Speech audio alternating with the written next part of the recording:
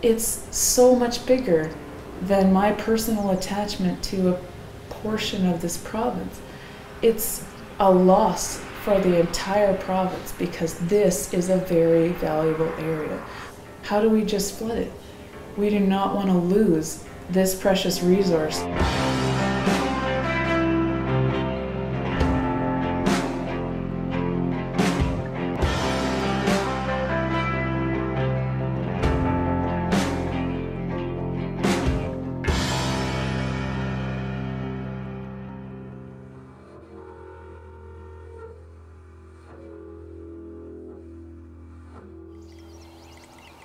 This valley has been our home for over 10,000 years, and it's going to continue to be our home.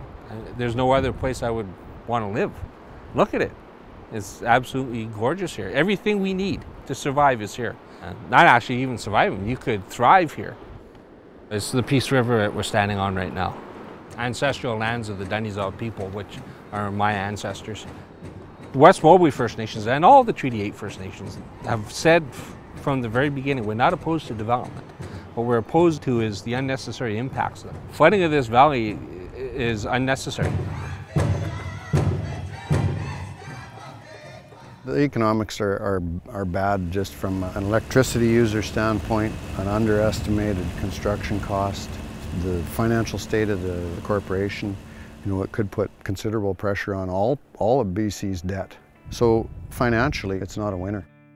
In the length of time it's going to take to build this project, if it goes forward, we're going to see a tremendous change in technology.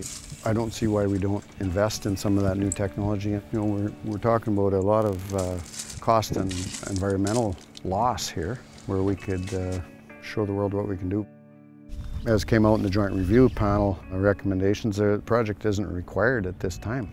You know, the analysis of demand has to be really looked at because the demand obviously isn't there. I was born and raised in the valley. If Site C does go in, we will lose everything that we have here. The water level is just below our house, and also the proposed highway goes right through our yard. The Site C reservoir, if it went ahead, would back up both of those draws. And according to BC Hydro's stability impact lines, all those three hills there, they're all going to slide in. They're not stable banks as they are.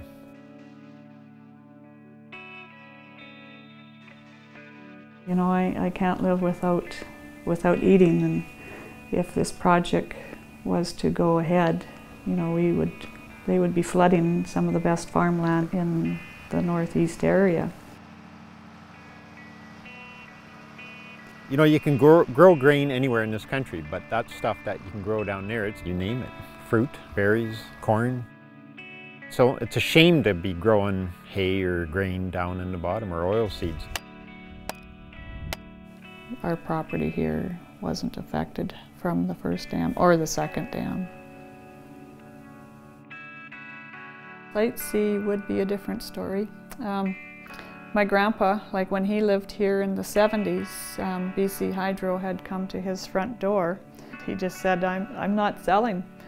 You know, I'm not moving until the water's up to my knees. And so now here I am, you know, third generation, 40 years later, and we're still talking about having to fight a hydro dam.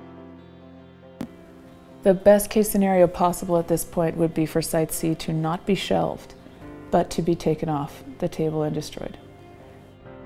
We're gonna press on and live our lives and try not to live in the shadow of Site C. Home is the Peace River. There has to be a new way of thinking. The old way of thinking can't continue to happen. From an economic standpoint, I can't get myself in favor of it, no matter how we look at it. We just cherish every morning when we can get up and look out and see that river flowing by, and we'll continue to do that forever, as long as we live here. Be damned if I'm going to walk away without a fight.